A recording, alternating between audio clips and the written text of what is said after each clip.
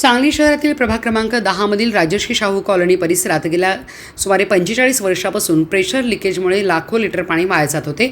या गंभीर समस्येकडे समाज कल्याण सभापती गीताताई पवार यांचे लक्ष वेधण्यात आल्यानंतर त्यांनी तात्काळ संबंधित विभागाशी संपर्क साधून दुरुस्तीचे आदेश दिलेत। सभापती गीताताई पवार यांच्या पाठपुराव्यानंतर काही वेळातच संबंधित विभागाच्या कर्मचाऱ्यांनी घटनास्थळी धाव घेत लिकेज बंद केले। त्यामुळे अनेक वर्षापासून सुरू असलेली पाणी गळती थांबली असून नागरिकांना मोठा दिलासा मिळाला आहे।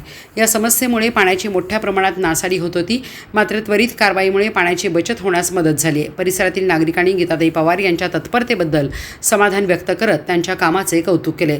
यावेळी नागरिकांनी सांगितले की अनेक वर्षापासून प्रलंबित असलेल्या प्रश्नाकडे लक्ष वेधून तो तातडीने सोडवल्याने परिसरातील नागरिकांमध्ये समाधानाचे वातावरण निर्माण झाले। तसेच भविष्यातही अशा नागरी समस्यावर तात्काळ उपाययोजना करण्यात याव्यात अशी अपेक्षा नागरिकांनी व्यक्त केली आहे। 10 येथील पाण्याचे सांडपाण भरपूर होते। हे लिकेज जे होतं ते गीताताई यांना मी कळवलं, आपल्या भागाचे सभापती आहेत, आणि परत सूरज मामा यांना कळवलं।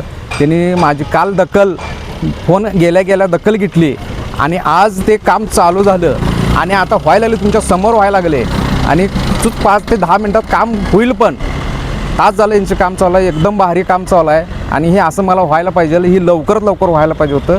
ते उशीर झालं, ते आता झालं, ते चांगलं झालं। इथून पुढं पाणी होणार नाही।